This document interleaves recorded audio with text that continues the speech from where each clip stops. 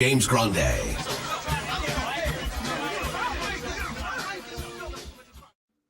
What is going on, everybody? Jon Impemba here with James Grande. Welcome into the Fantasy Alarm NBA DFS Playbook Show. We got 10 games here on a Wednesday. James, Sean Mitchell on the playbook today. Did the playbook already. It is out for all of you. And it has been a busy afternoon here in the NBA. A lot of notable names ruled out. A lot of notable names popping up on the injury report. We are getting now some names that are ruled in and ruled out as well. So with a little bit of a later start time here today, might actually be a bit more beneficial for us here, James, to get all some of the latest news here with that 7 o'clock tip. Yeah, and like all this news has popped throughout the day, and like LeBron and AD both just sitting there questionable, like, hey, by the way, we couldn't maybe not play either, and just really F everything up. So there's a lot of stuff that still has to break. And fortunately for you guys, maybe we get it considering we started a little later today, and we'll go a little bit later. And fortunately for everyone involved, that we may get the news ahead of time. Unfortunately, let's see. I mean, the Cleveland news will come out early, right? That game tips at 7 o'clock, so we'll know the status of Donovan Mitchell. We did get word that Craig Porter will start if Mitchell's out, so that's good to. I wondered if they float that out there because the intention is that Mitchell's out. Plus, we haven't seen Donovan Mitchell tweet yet, right? Like, oh, is that? Have you checked? Have we seen the Donovan Mitchell? Because that is the only reason I say that is because usually Underdog will tweet out when he does or doesn't do it on days that he's questionable. No tweet. December 18th was the last let him know tweet we've gotten. So it's a good shout by you, John. I guess there's confirmation. So like we don't get it. So 4:10 is when he tweeted on December 18th. Yeah. It's 5:30, buddy. He's not playing. It doesn't seem like he's out here playing today. So we'll see if we get the tweet or not. But the fact that they already leaked out who would start in his place if he was not in, I think speaks volumes to the Donovan Mitchell status here. Of course, Jason Tatum already ruled out. Al Horford already ruled out. Kristaps Porzingis is in. So it's how do you go about with the Celtics rotation? Will we see an O'Shea Brissett start? Will they go Sam Hauser? Will Lamar Stevens, who didn't play at all last night, find a way into the rotation here tonight? DePrince and Gordon Hayward is in. Miles Turner is also in. Jalen Smith is in for the Pacers tonight as well. No Mark Williams. So the Charlotte-Indiana game with a 250 game total there. Getting healthy in that rotation, except for Mark Williams here. So, again, a lot of news still to come. A lot of news that we're certainly at least happy to have already gotten as well today. Yeah. One more note is Wendell Carter starting. Fresh off the injury report, just back in the starting lineup. They be on a monitored minutes limit, whatever that means. That's no limit. That means no limit. I mean, if he comes out and plays well, like monitor over. You're monitoring nothing. You're just monitoring the rest of his rotations. Like John Morant won't play crazy minutes on his debut either, and he played 36. So. If he misses that shot, he's playing he plays 40 minutes because it's over. Like he's playing 40 minutes in overtime. Like that's the thing that I feel like when we're like assessing how a player is going to be limited. One, like Ja was never injured, and he was always able to practice with the team. And like Wendell Carter had a hand, like if he hasn't been able to run because of a hand injury, there's something probably else wrong with him. So, yeah, I mean, I that was the first price tag, and I didn't do the podcast with you, and Sean did a great job, but that was the first price point that I like, because I was like scrolling through this morning, like, man, if none of this news like breaks the way you want it, there's no value. Like the value sucks. And then I saw Wendell Carter 54. I'm like, that feels pretty cheap for a guy who's like been relatively good. Even if he played 25 minutes, there's a range for him to hit the value at his cost for sure.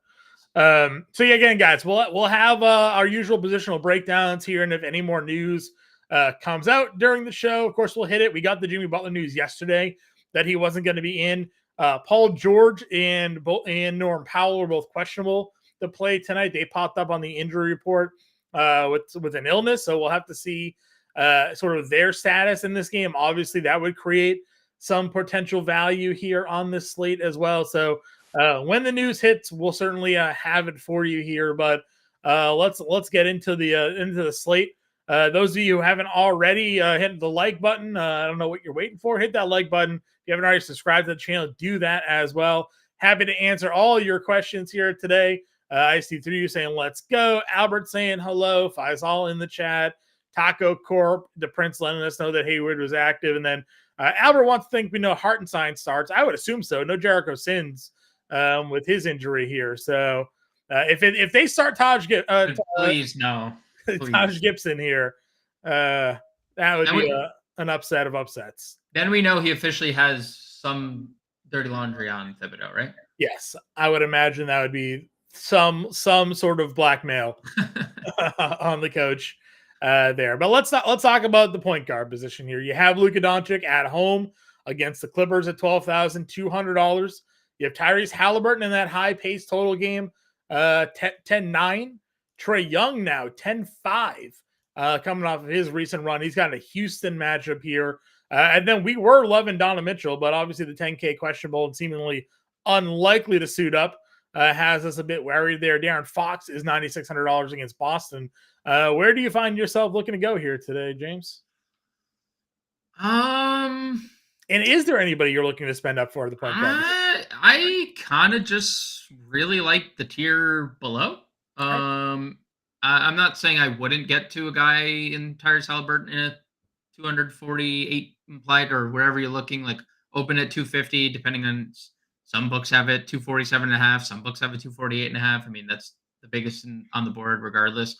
Wouldn't say I wouldn't get to Luka, who has made a career of making the Clippers his son. That has been a thing since forever. The playoff series that Luka had against them this year, he's been tremendous against them. He's playing 40 minutes basically in blowouts. So, like, sure, if you want to get there, sure.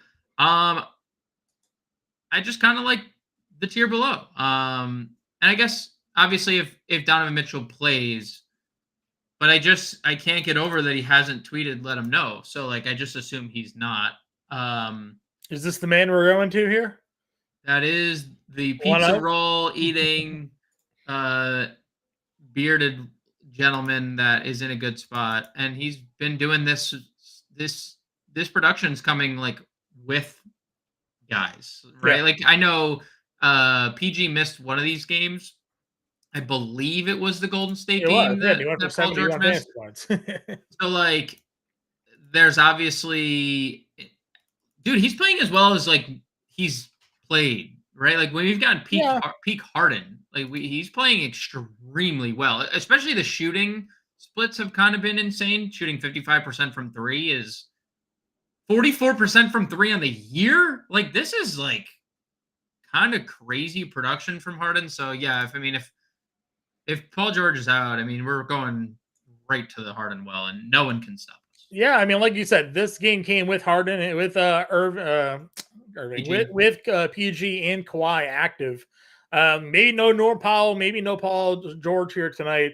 We'll obviously put Harden right up there with one of the top plays overall to say. I mean, you made the comment, once they move Russell Westbrook to the bench, James Harden started giving us like 40 fantasy point nights here. And we know what the ceiling certainly can be when that usage rate opens up. Without Norm Powell and Paul George on the floor this year, he's averaging 1.5 fantasy points per minute. So that's about as elite peak Harden as we've seen in some time. You have Terry Rozier in the Pacers matchup. Yep. We always talk about when you're facing Indiana, you raise your ceiling a little bit for what the expectations are for a player. This is a guy that's given us 60s and 50s since he's taken over with no LaMelo Ball. Obviously, Harden's the first choice. I have to imagine Rozier is a fine pivot for you here.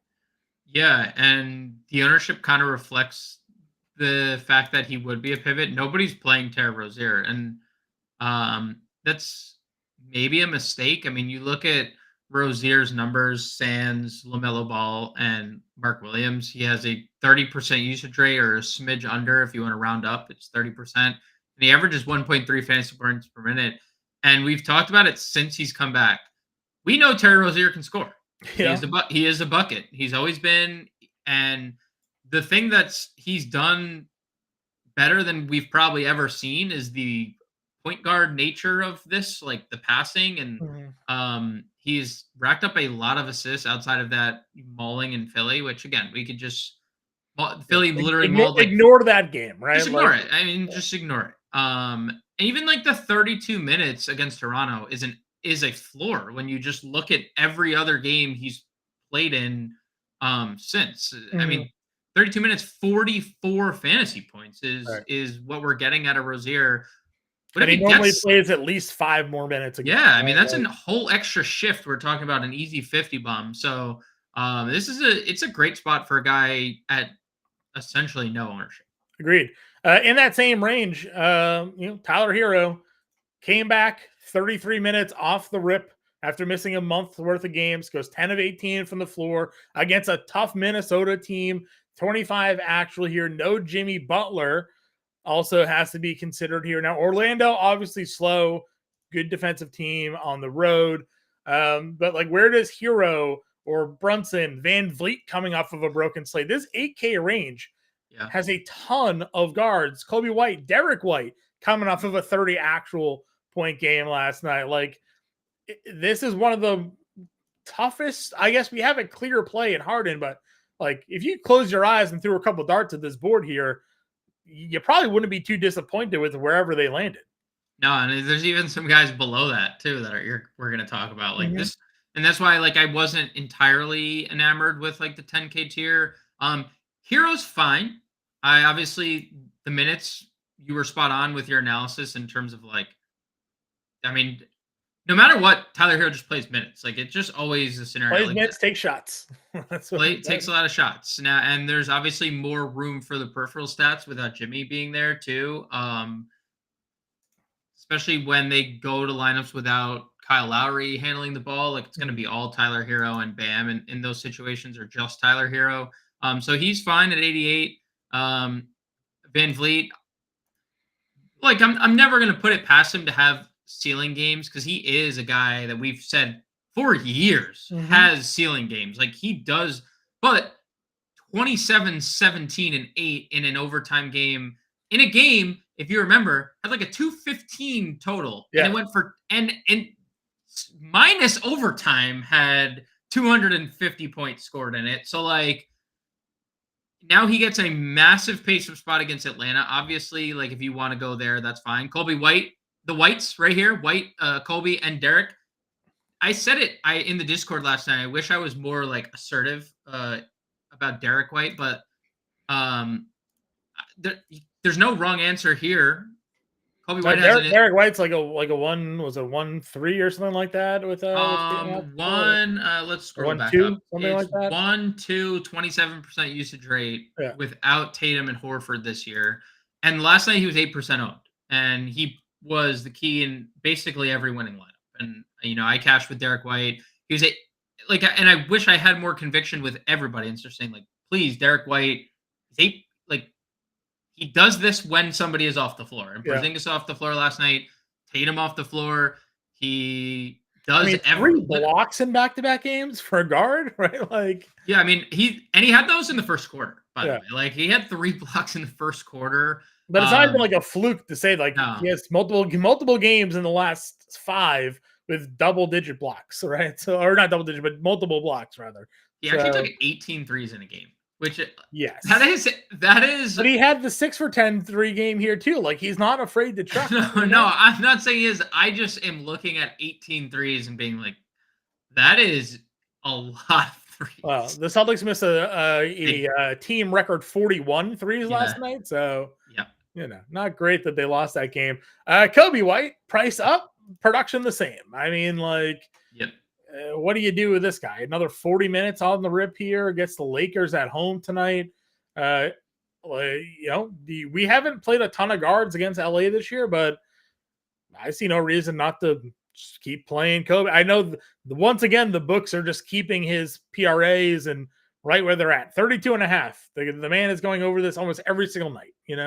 He's doing that with just like, if you want to like pick and choose like points plus something else, he does it like one or the other. I mean, there is if there is a weakness in the Lakers defense, it's D'Angelo Russell. That's why he gets benched at every. Yeah. Gabe Vincent is back tonight. I don't know if He that is changed anything for you. he is back.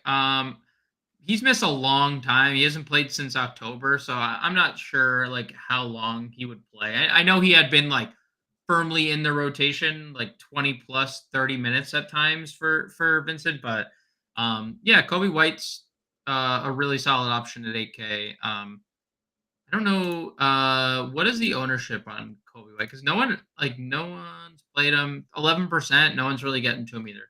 I think once Paul George officially gets rolled out, everybody just moves over to Harden. They just kind of keying in on that one. The Prince wants to know our thoughts on Jalen Brunson here. Again, another guy that is obviously always capable of going off. Just had 29 actual. He had a 50 burger a couple games prior to that. I mean, it's the matchup in Brooklyn here tonight. Any interest in Jalen Brunson?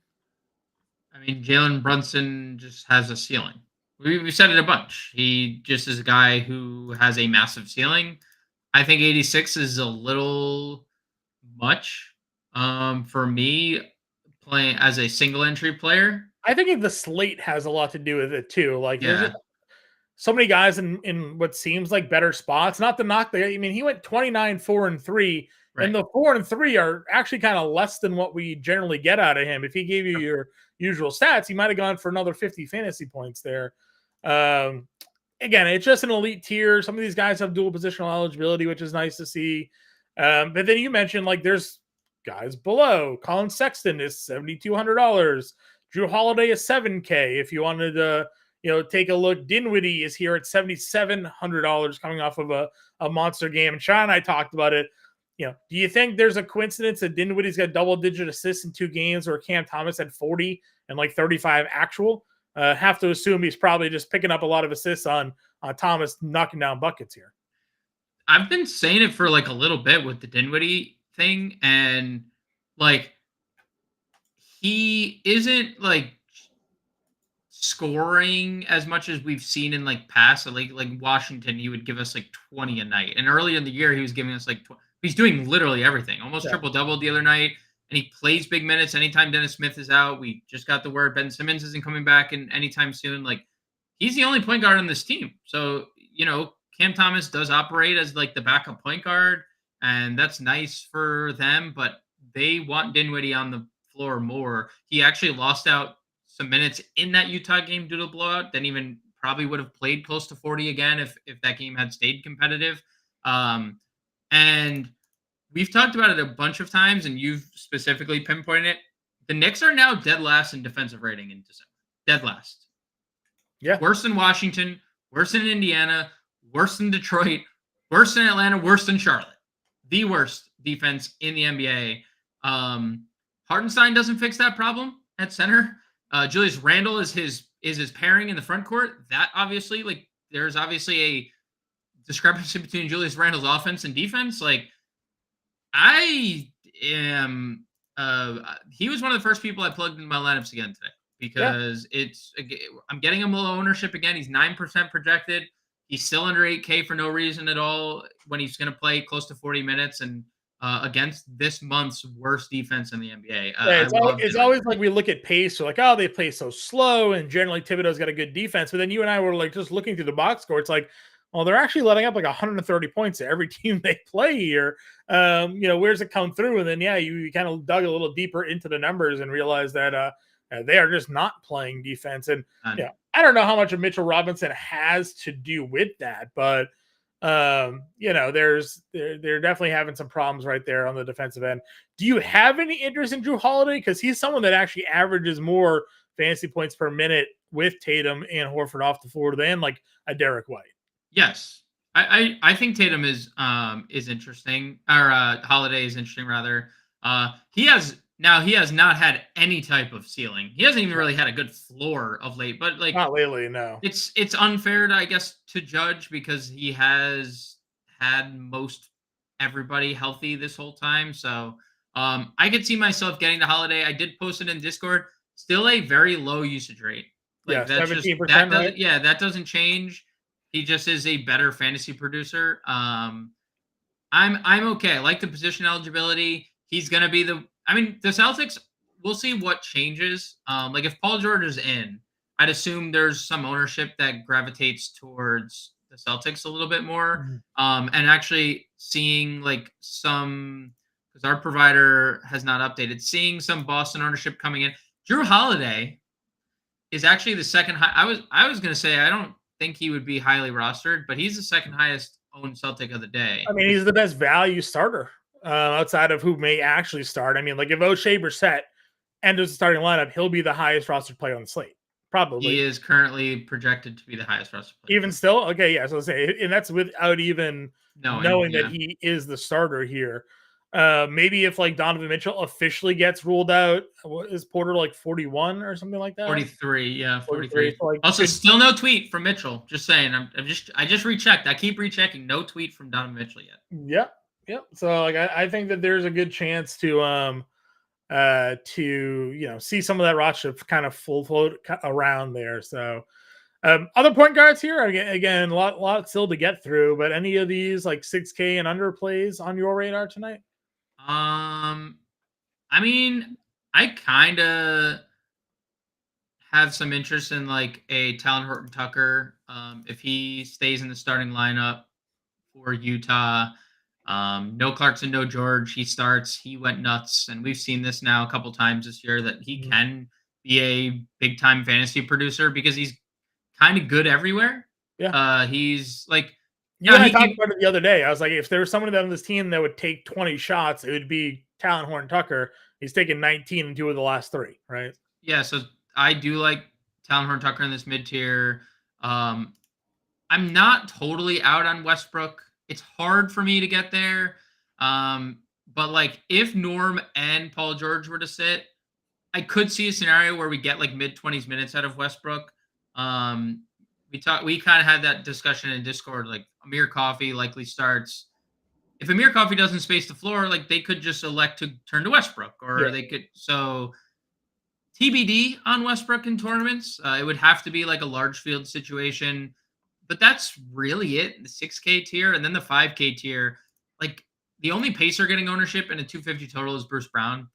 I can't get him ever. I never get this guy right. I know it's an eligibility thing that I probably missed, but Fox on his birthday. So John might, if you guys have listened, I don't care for narratives. No offense. Maybe he's great on his birthday. Maybe he's not.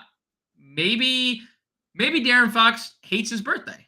Maybe, maybe we don't know. Like there's nothing like definitive that can like say De'Aaron Fox is going to be great today because it's his birthday.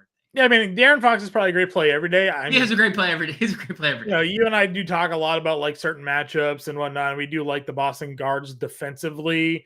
Porzingis at the rim is a better rim defender. But, again, I'm fine going De'Aaron Fox if you want to go De'Aaron Fox. But we listed off 10 8K guards that are giving you like the same level of production there. So, and maybe without Tatum, maybe Boston like doesn't hang on the second night of a back-to-back. And, it's going to blow out. I don't think that happens, but I mean, who knows?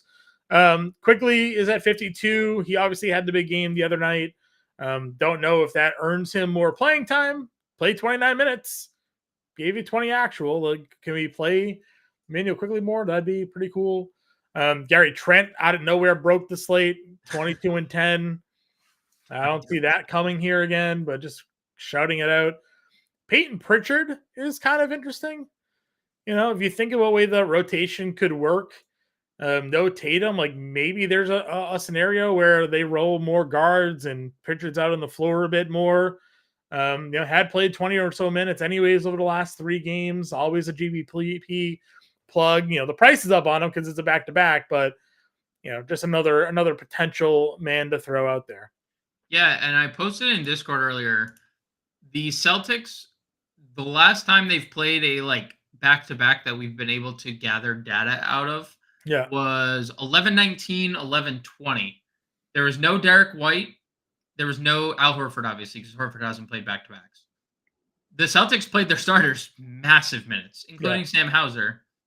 But Pritchard played 33 minutes off the bench. There was no, every starter played 30-plus minutes. And then it was just like Pritchard filling in the gaps, right? And then like short rotations elsewhere.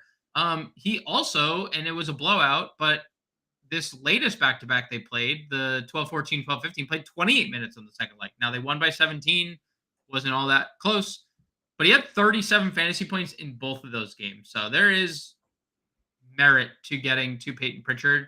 If you think Missoula stays with these rotation patterns where second leg of a back-to-back, just short, probably doing it backwards, but he's shortening rotations on backs, which is probably not the best approach, but we've also said it a bunch of times this year where like players seemingly are staying healthier by playing more, which maybe is something to look into, right? So just to keep that in.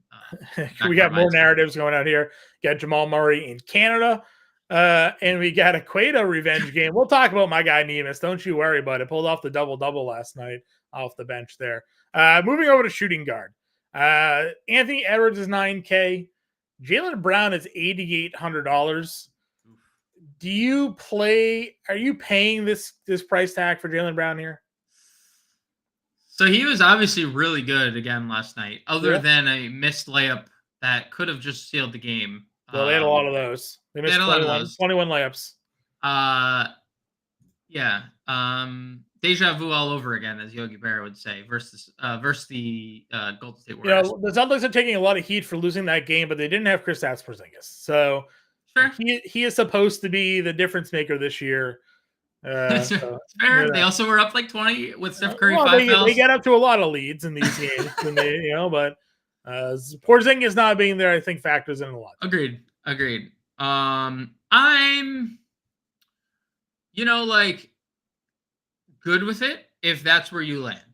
I don't think it's a priority.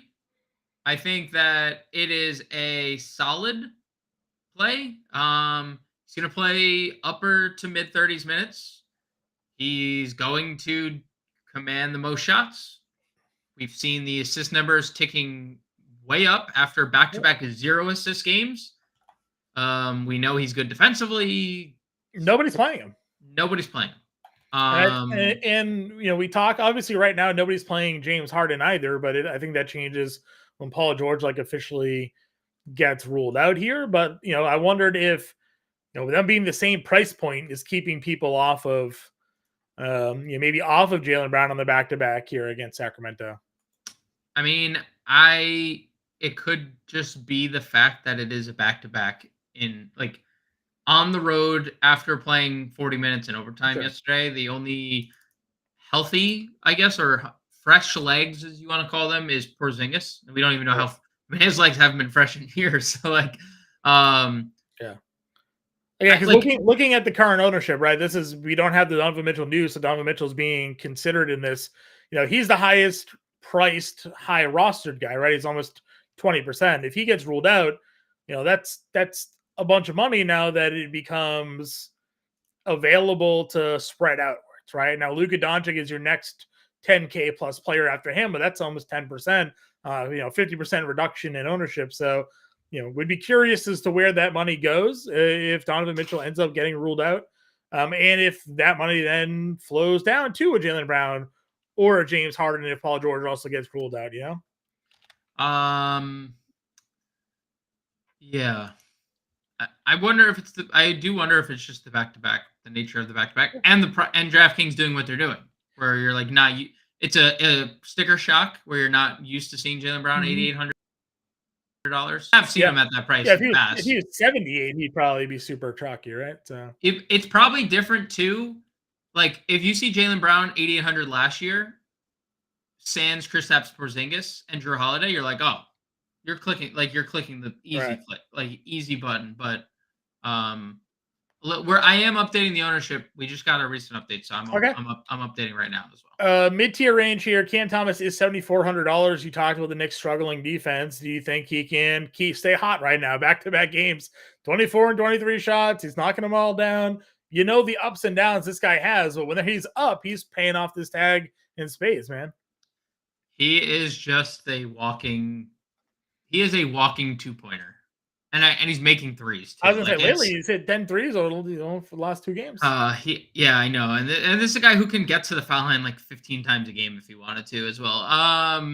Yeah, the Nets are in a really good spot tonight. It could, we're talking Dinwiddie, we're talking Thomas, and they might go off, and it might be Mikal Bridges. That's the only problem with the Nets. Like, they do have like a lot of really good players that can go off on given nights. So that's the one issue I even with Dinwiddie run into. Like, it could just be a Bridges night, and you just got to accept it. Des wants to know our thoughts here on Max Strus if Donovan Mitchell is ruled out tonight. They're obviously not putting Karis LeVert in the starting lineup. It's going to be Craig Porter here. So Strus, big minutes still, going to get some more shots. Do you think that there's a path for a ceiling game here for him? We saw 50 bombs out of him earlier in the year. Like, first few slates, there was no Garland, there was no Donovan Mitchell, who was out early? There was no Jared Allen. Yeah, no Jared Allen. No Garland. It was Garland and Allen, right? At the beginning of the year. And we got 50 bombs. He was playing like 40 minutes right off the bat. They're like, oh, this is why we went out and signed him. He's an elite floor spacer. He obviously worked his way into a has not been that this year. 35% from three. He's been way worse, but 600 is so expensive. Really good spot, has a ceiling, not against it. Yeah, I agree. I think he's in play tonight, given sort of that team and matchup that they got going on there. Going up against Utah, obviously a pretty good spot. We mentioned Sexton already. Charlotte guys, now that they're out of Canada and they can have their full rotation in there, does that knock Miller down for you? Price up to $6,500 for him. Yeah. I mean, the 68 was crazy. 65 is still crazy. I think anything over 6K is still a little bit too pricey for the ceiling that he really hasn't shown. Yeah, Mathurin, Hardaway, Karis LeVert still played 27 minutes the other night. Any interest in this mid to low 6K range? I mean, like, what Mathurin are we going to get? He had an insane game again the other night. He's tended to have a couple of these, like, it's random. He obviously saw a minutes bump, no Miles Turner last game. That helped because they had to play Obi Toppin as the backup center. LeVert. I mean, we'd figure he'd play 30 plus minutes. He played 35 against Boston, and then they're just like, nah, 25, 27. Merrill got hot, and they kept him on. They kept Karis LeVert on the bench. I mean, that's just a crazy sentiment. That's just a crazy thought. I like him in tournaments. So do I, but I do too. I think he's in play there. Oubre, Heel, Melton, nothing really for me there. So I do have an interesting thought about Oubre. Donovan Mitchell ruled out. There it is. Well, chalk of the slate is Craig Porter Jr., $4,300. I do have an interesting thought about Oubre because the Philadelphia 76ers have ruled out both Batum and Covington tonight. Yep. And Marcus Morris, who's been playing like 14 minutes a night, is also questionable. Right. So I think like we could see one of those like 30-minute games out of Kelly Oubre now that we've seen like 24 minutes. That was the first competitive game he's been involved in since coming back. Right. Played only 24, but he was 2 for 10 shooting. What if Kelly Oubre shoots better?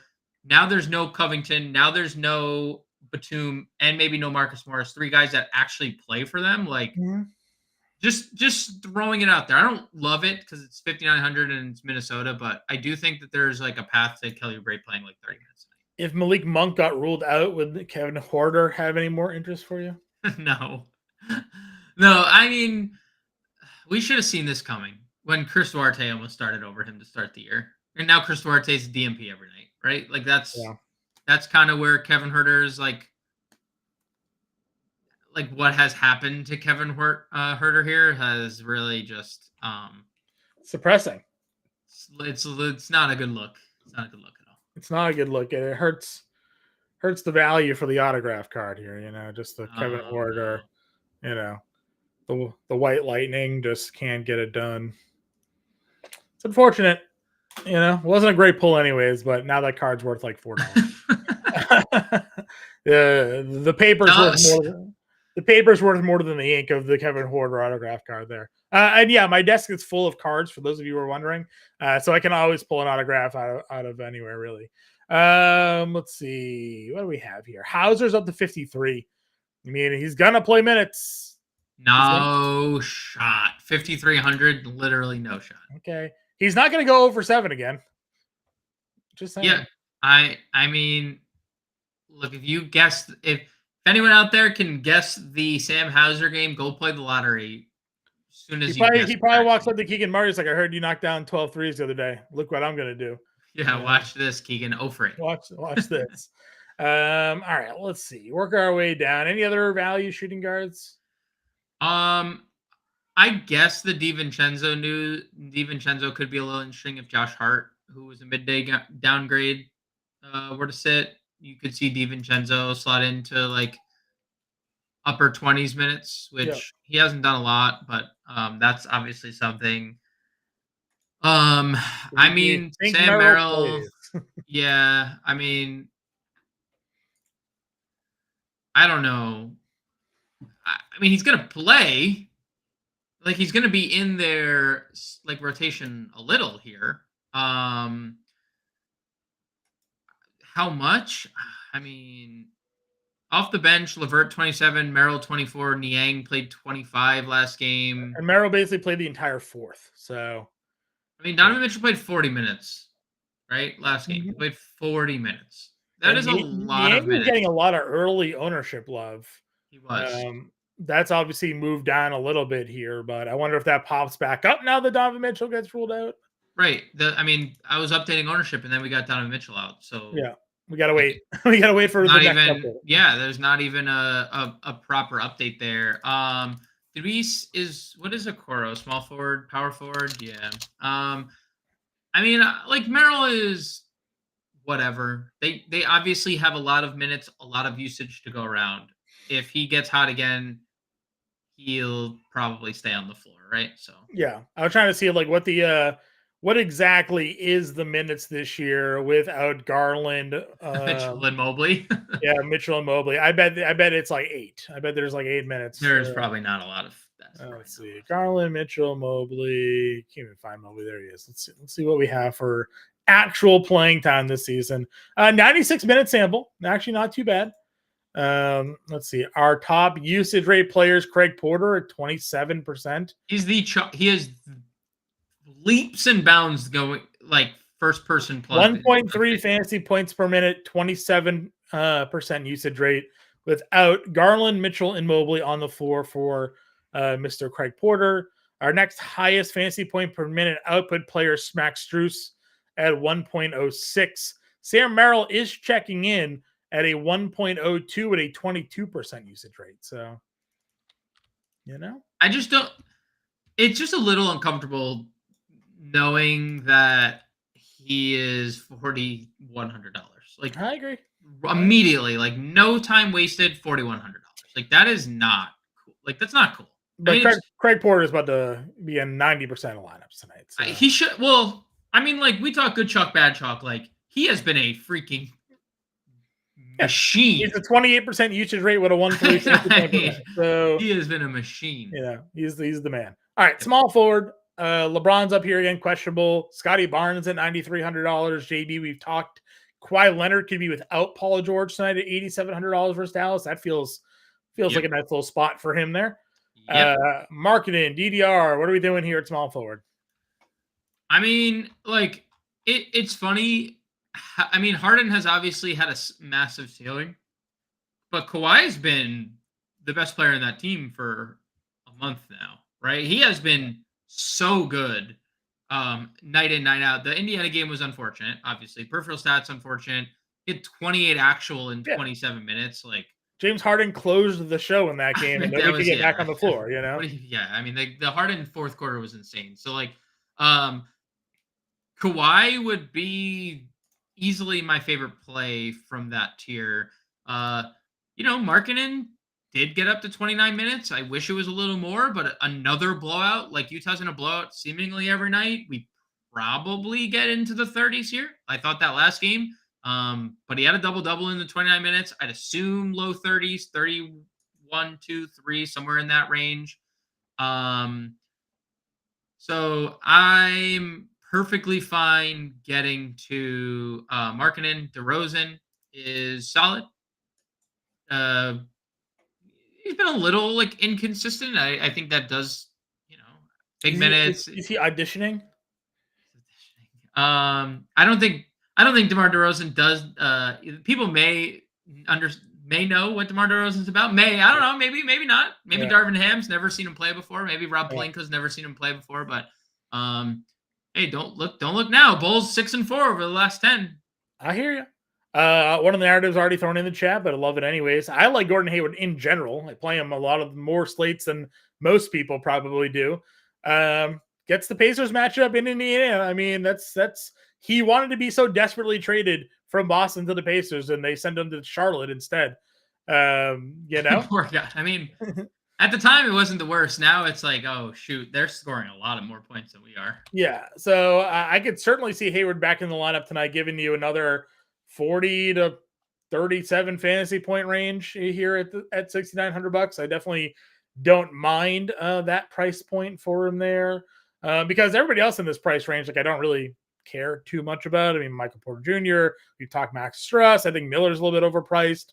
Exum, Anunoby, Barrett. I mean, I don't know. Hayward feels like a good safe play here. Yeah, Hayward does feel pretty safe. Sans the narrative that he's from Indiana. Don't care. And it's okay, Des. I appreciate the apology. You don't need to apologize. Well, we have AD in Chicago. He's from Chicago. Do we do that? Yep. Yeah, I remember that was why I always thought AD was going to land in Chicago.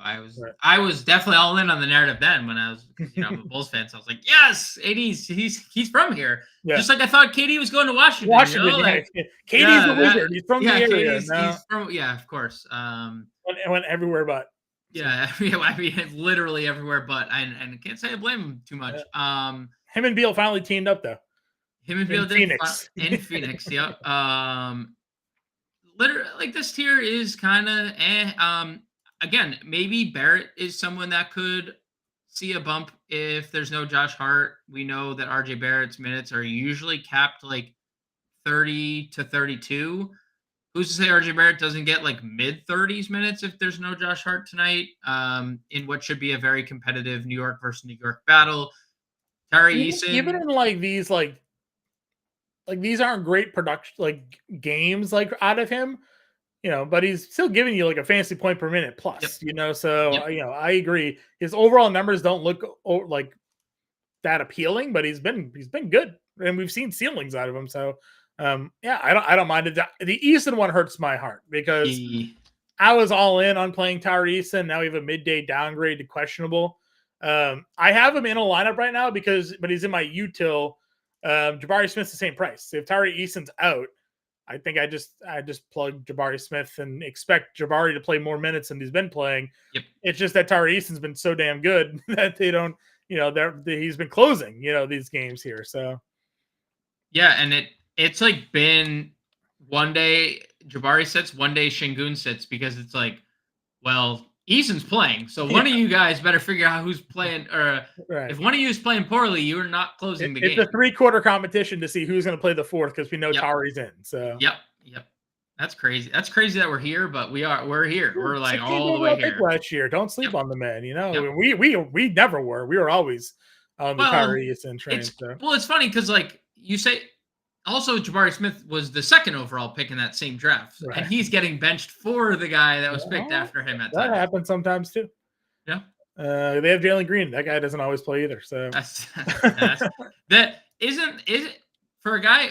Udoka was playing his starters massive minutes, and now it's Van Vliet and Brooks, and then whoever else is playing well.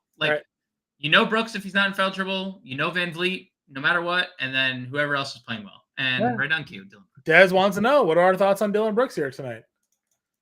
I mean, when he stays out of foul trouble, he's a pretty good basketball player. Because he's so annoying, he will and he plays big minutes because he's guarding the other team's best player. And I guess that could be a problem tonight with Trey. Yeah. If he's guarding Trey, Trey takes a lot of free throws. So I'm okay if you land on Dillon Brooks. It's a massive pace-up spot. He's making a lot of threes. He's made multiple threes in 3 straight games. He's playing massive minutes, 35-plus in 3 straight games, including 2 of those at almost 40. Understand one of them was overtime, but still. As long as Dillon Brooks can stay out of foul trouble, he is. Yeah, I mean, it's all about 3 of those games on the road too. Comes back home here, maybe that gets a little travel rest. And we know they've been great at home. I mean, we've said that from the start. I remember when they had that 6-game winning streak, they won all 6 at home. Like they were like 6-4, 4 losses on the road, 6 at home. Sean and I talked about this on the show this morning, if you caught it or not. But if you go look at all the Rockets players, they're averaging less minutes at home than they are on the road because they're blowing teams out. So like Fred VanVleet is averaging over 40 minutes a night on the road. He's averaging only 37 at home. Here's Dillon Brooks averaging 3 less minutes at home than on the road because they're not finishing these games because of how well they're playing. So definitely something to look at there.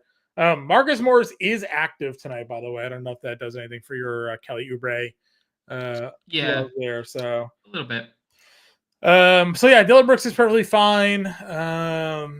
Anybody else in this range? Caruso, if he's in, maybe get the revenge game on Caruso. Wanted to sign with them, they didn't give him an offer. With the Lakers, wasn't that the whole thing with him there? And then you have Okoro at $5,100, who you and I have trashed for a while, but if they have nobody else, someone's got to score, right? He still might not. I mean, between him and Dean Wade, there's a chance neither of them still score. He has been a little better lately. Wouldn't you just and I know that I probably should, this is a loaded question because I know the answer for you, but wouldn't you just play Georges Niang for $1,100 cheaper? Of course. And there's few bigger Georges Niang fans than right. But I'm just I have more faith in 24 Georges Niang's minutes that he'll take more shots than Isaac Okoro if Isaac Okoro played every minute of the game. I love that he got 25 minutes in that game. Yeah, it's nice.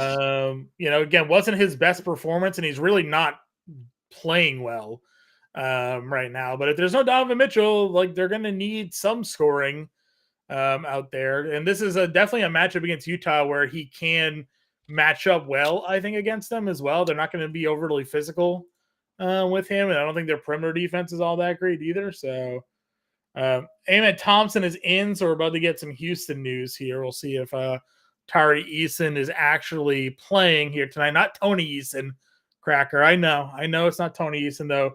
That was, I think, way before my time with the Patriots there.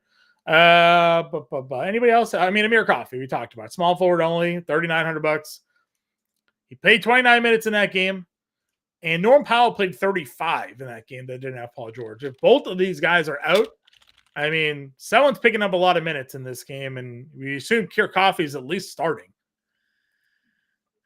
This is a cup of coffee I'm not going to drink, John. I'm taking my stand. He took 15 shots. Yeah, no, he's fine. If he's starting, he's fine. Okay. There's obviously more value opening up on the slate, so you certainly don't have to go there. Yeah, Sean, I think he's good. I think he's better than he's given the credit for more often. He is. I think he's good. I mean, there's a reason why he's a highly coveted floor spacer for teams, right? And there was a little stretch there where he was rebounding the ball pretty well. Never know. Power forward here. AD, LeBron, both at the top, both questionable. Towns down to $8,800. So price drop a little bit on him. Randall's at 87. We've talked Leonard already. One of our favorite players of PG's out. Siakam, $8,600. Miles Bridges back. He's 85. Porzingis is 82. What are we doing at power forward tonight? What are we doing at power forward? I mean, obviously the Lakers guys are great. I really like Julius Randle in the form that he's currently in. I mean, outside the Clippers game, which was the second leg of a back-to-back, and they got absolutely housed in. Randall's been amazing. And 43 minutes in regulation against the Lakers, I'm pretty confident in that we're going to see 40-plus minutes out of Randall in a lot of these games. Jericho Sims is out. and Mitchell Robinson's out. And we don't know how many minutes Taj Gibson can even handle at this point. Like, Sims got hurt really early in that game, and Taj Gibson only played 6 minutes. Like, it was Julius Randle from the outset playing 43 minutes of 48. Like, he played all but 5 possible minutes. And because I was tilting to you about his assists last game. He played the whole third and then didn't sub. He just played. He played the entire second half. Like, if that's what it's going to be, then there are a few better options really than Julius Randle at a price point where, like, if you're playing 40 minutes for a guy that's consistently getting 50 fantasy points, he should probably be a 9K plus player. Yeah, I agree with you. Working our way down to the mid-tier range here. Anybody in particular sticking out? Do we think that Keegan Murray can keep it going? I don't love the price. I understand he was great again. I don't love the price. It's not something that I'm really exploring. I didn't know if you wanted to mention Porzingis at $8,200 at center. But he has been the best fantasy producer for Boston, sans Tatum and Horford, 1.4 fantasy points per minute, really high usage rate. It's interesting because he's not playing big minutes, and I don't know if that has to do with just them. Some of these games have been blowouts. Some of them have been them just not needing him to play heavier minutes like he was earlier in the year. But obviously for a guy, no Tatum, 1.4 fantasy points per minute is no joke. So I would be willing to get to Kristaps Porzingis in tournaments. Yeah. I just don't know what his minute ceiling is, just based on him being out yesterday with the calf, it being an issue, and keeping him off the floor for 2 weeks, and now it's been 32 minutes was the ceiling, right? So that's my only worry with Porzingis, that 32 minutes is a cap, and at 8,200, I mean, not the best cap at 30. Sure. Understand. Yeah, no, I agree with you, and definitely a potential worry for me is the sort of how they've managed him a bit there as well. Mid-tier power forwards, again, we talked about a few of these guys here. Do you think Washington has any value now that the team is back healthy? We've talked Jabari at 61, DeAndre Hunter, Cam Johnson, any of these guys? I'll plead the fifth and say no. I don't really. I mean, PJ's fine, but I don't think he's going to play 30 minutes with Miles Bridges back. So. Yeah, I agree with you. I think the rotation would have to be an injury or something like that. So we'll have to wait and see, I guess, how it all plays out. Any of these other guys then for value power forwards? Value power forwards. I mean, there's obviously Rui Hachimura if any of the Lakers sit. Same with Christian Wood. I know Sean wrote up Dean Wade. I don't think I could get there. He's really had a kind of a ceiling back-to-back games. Now he's 48. He's still 4,800. That's tough for me. I don't think there's anything. Outside of guys we've obviously talked about already, right? I don't think there's any value Georges Niang. Sure. Like you said, we already talked about him. So yeah. Okay. It's kind of it for me. Senator then. What are we doing with Joel Embiid, Nikola Jokic here? Embiid finally more expensive than he is. Probably. I mean, he should be. If you want to get to Joel Embiid, despite it being Rudy Gobert on the other side, I don't think anybody can stop Joel Embiid at this point. At least not right now. Unless it's Al Horford, who apparently is the only person in the world that can stop Joel Embiid. Right. So if you want to get to him, fine. If you want to get to Jokic coming off a floor game because they won by 50, sure. Like you'll get him at next to no ownership. I think Sabonis is incredibly interesting. 3 straight really good games, triple-double upside for him against Boston. Bam at 95 is a little bit interesting. 36 minutes off rip. Another guy. They just played him right away. And now there's no Jimmy Butler, and we've seen massive ceiling from Bam this year in general. And he's going to get a returning Wendell Carter Jr. up against him. Right. Feels like a good spot for Bam here for me. Yeah. The only downside is the $9,500 price tag, but he's been a fantastic fantasy point per minute guy without Jimmy this year. So no reason to think that stops. Does Miles Turner burn us tonight at $7,200? There is 50 games total against Charlotte here. There's always a chance Miles Turner can burn us. You got him, you got Capella, you got Allen at 7K as well in a spot where no Donovan, he's missing all the starters in that rotation now, except for Jared Allen and Max Strus. Is that a good thing or a bad thing? I don't know. I honestly have no idea.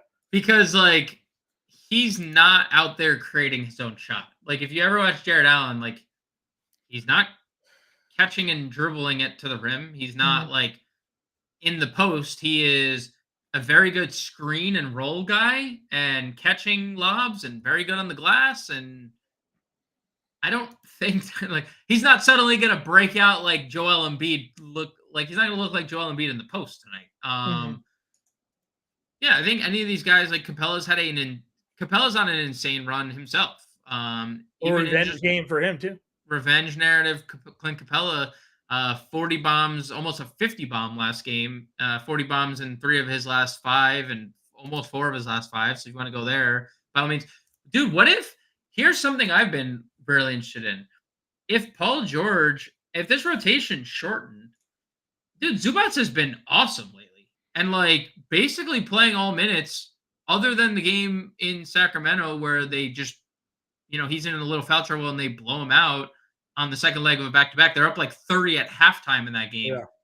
Dude, Zubats has been awesome. And he's been eating in games where the other teams don't really have centers to match up. There's no Derek Lively tonight for the Clippers, so they're going to go with Dwight Powell again. No, I think Zubats a really good call. Especially if there's no George. I mean, we're talking about a team that's just, shorthanded, a little few extra shots. We know Paul George is a good rebounder. A lot to like about Ivica Zubac. Agreed. Nick Richards, Walker Kessler down here. Hartenstein at $5,800. We had an early question about him. Obviously, we expect him to start. 39 minutes the other day against the Lakers. He's not a great offensive player. He's an efficient offensive player. He's not going to go take a bunch of shots. Rebounding was kind of wild. Blocks lately, doing more than Mitchell Robinson's ever been giving us lately. I mean, some impressive numbers here for Isaiah Hartenstein. How much of a priority is for you? I haven't really gotten to him yet in a lineup, but I mean, I could get to him in a lineup. I gotta see how these lineups build now, like Craig Porter and all that in there. I was building with 5,400 Wendell Carter earlier. Mm-hmm. I don't really care about the monitored minutes portion of that, because I don't think that's again, if he looks really good, that doesn't feel like anything that's going to take him off the floor. Right. Maybe I'm wrong, but he wasn't having the best of season, I'll say, before he got hurt. Sure. Dude, Craig Porter's 95% rostered. That's what we're looking at right now. I mean, I would have probably taken the over. I probably would have taken the under. I just refreshed. I'm looking at 95%. Zach Collins ended up being 80% on a 4-game slate. It's funny, right? Zach Collins 4,900 on a 4-game slate was 80% rostered. On a 10-game slate,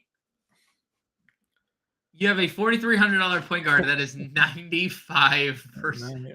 95%. He is also 90% on FanDuel, where he is $4,600. So I mean, look at, and we're gonna we'll get ours updated as soon as we possibly can. The top 5 projected plays in terms of ownership tonight are Cleveland. Yeah. Porter, Levert, Merrill, Strus, Niang. maybe something to take a look at. Jared Allen he's there, 19.9, but he's the 6th highest projected Cleveland Cavalier. What do you make of Julius Randle getting a bump now? That ownership wasn't there for Randle earlier, was it? Dude, the Knicks have kind of been a little popular today, like him and Quickly, especially because I think they're like, oh wow, like Quickly played 20 minutes. Yeah, Randle is 20% on our first update. Got our second update. Slight boost there. I wonder if the Jabari Smith love, looking at 16% right now, is an expectation for Tari Eason to sit. I mean, would you, if Eason's in, are you playing Jabari at 61? I know we talked about this one already, but no. I don't feel like I would be either. Heat starting lineup: Lowry, Hero, Jaquez, Martin, and Bam. So Duncan Robinson still off the bench now with Hero back. You see these prices for Jaquez and I know. Caleb Martin are just. Isn't Caleb Martin like 8K, something like that? They're both over 7K. Caleb Martin 73, Jaquez 71. That's criminal. Yeah, not spots that I'm looking to go there. We were on power forward, weren't we? No, center. We were at Hartenstein. Derek Jones is getting love. He didn't do very well the other night. No. I don't know what your They got blown out. They got blown out. He didn't even get to play. He didn't even get to play the fourth quarter. Right. No one did in that game. If you had to pick a value center, you going Dwight Powell or Neemias Queta tonight? Neemias Queta. You know what's interesting about that game last night? He looked super lost in most coverages outside of drop defense, right? Like when he is like I don't know if you he ran away to cover someone cutting the basket when there was a driver with the basketball at him. He ran to it I was just kind of like, okay, this guy's a very raw. Yeah, but he's not a rookie prospect. He's been in the league for a little bit. I know, but he's just super figuring it out. He looks super spazzy out there. Really good rebounder. Yes. Really good offensive rebounder. He's an athletic dude. He is one of the better Gamecast watchers where you're like, Neemias Queta miss, offensive rebound, miss, offensive rebound, miss, offensive rebound, putback. Right. He's going to be one of those guys. But the most interesting thing I found about last night was that he was playing with Al Horford last night. Yeah. Do you think that he does that tonight with Porzingis? Because there's no Horford, there's no Murder Cornet. That could be, and no Tatum, right? That could be a thing that they do. I think I put it in the Discord, or I was starting to type it and maybe I deleted it. But when I was looking at Popcorn Machine, I mentioned that they were on the floor together with the lack of big power forward rotation. Porzingis played power forward last year for the Wizards. You certainly could be a spot where they play them together. Beantown saying Time Lord 2.0. They wish that was the case. He's got healthier knees than Time Lord does. But I think there's a reason that Isaiah Stewart trade rumors are starting to wind up. I mean, Boston is supposedly in on him, so we'll see if they make a move here. Queta, I don't think is long for the Celtics rotation, but they're giving him some opportunities to earn some playing time. He's had his moments. Taco wants to know Bam or Hero tonight. I'm gonna go Bam, I think. Yeah, Heroes. Bam is your hero tonight. All right, so we did that one already. Let's build a lineup for the folks here. I guess we gotta go put in 90% Craig Porter. We're gonna be one of 7 people in our 20,000 person contest without Craig Porter. Yeah, just like Craig Porter. I mean, how many Cavs are we playing tonight? LeVert. Okay. I would probably go LeVert.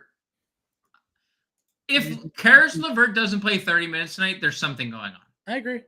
There has to be something. He has to be in the doghouse. Are you playing Niang or Okoro? I mean, I'm asking you. I don't want to play Isaac Okoro. Okay. I get what he's done the last 2 games. I do. I understand it. I see it. My eyes are telling me that he has scored 30 fantasy points in back-to-back games. I see it. He's also taken 7 and 9 shots in those games. Agreed. Who's to say he doesn't take 6 shots tonight, or 5 shots, or 8 shots? It's all bad. the news? What do we got? Starting lineups? Anything? Conley, Edwards, McDaniels, Towns, Gobert, Halliburton, Brown, Hield, Toppin, Turner, Rozier, Miller, Hayward, Bridges, Richards. So nothing new, nothing that we didn't expect. I threw a lineup together. You can let me know what you think about it. Jazz will start. I saw. Talon Horton-Tucker is apparently. I mean, I don't know if positionless basketball, but he started listed as a starting point guard. Sexton, Fontecchio, Markkanen, and Walker Kessler. The prints will be updated shortly. We are waiting officially for the update to come through on our end so we can hit the publish button for you. So we'll have it momentarily. Any adjustments to the lineup I threw together here quickly on the screen? Oubre starting. Oh! I told you. There was always a chance that we were going to get Kelly Oubre extended run. Who's he starting over? Melton? No, Melton's on the floor. Maxey, Melton. Oh, he's starting. Oh, in place of Batum. Batum, yeah. And then the Covington. Covington probably starts if he was there, but he's not. There's an adjustment to get rid of Coffee. Threw Oubre in there. Went down to Hartenstein. Yeah, I mean, the only thing I'll say is like the Harden. I probably don't play Harden 88 if Paul George plays. No, I'm not saying he won't get there. Yeah, but I mean, that's why he's at util because I'll just move down to like Kawhi or something like that. Yeah, that's a good one. Yeah, that's an easy pivot. But like the rest of the lineup, I kind of like Porter, LeVert, Niang, Hayward, Hartenstein, Derek White, Kelly Oubre. Maybe Lakers news we're getting. Gabe Vincent will play limited minutes. Yeah. I mean, I'm indifferent. It's a fair and balanced build, right? Yeah, it's a fair and balanced. Yeah, I'm fine. I'm good with this build. Okay. Any final thoughts here for the people at home? No, everything. We should have the ownership updated momentarily. Projections have been updated. There was a slight blip in the Craig Porter Jr. Status. We're working on that. He has been updated in the projections. We're working on getting him in the playbook. Don't fade Craig Porter Jr. tonight. Just plug and play. Yes, we're getting him in that lineup generator for everybody as well. Tech team is working on that as well, so just be on the lookout. And if you've been waiting to become a member of the Fantasy Alarm family, check back tomorrow. We got a little Christmas special coming out for everybody. So now would be your time. So if you haven't yet already become a Fantasy Alarm subscriber, tune in tomorrow. Check the socials. We'll have some cool Christmas deals going on for everybody there. But for now, everybody, good luck on your slate here this evening. We'll be back tomorrow. We'll catch you all then. Good luck.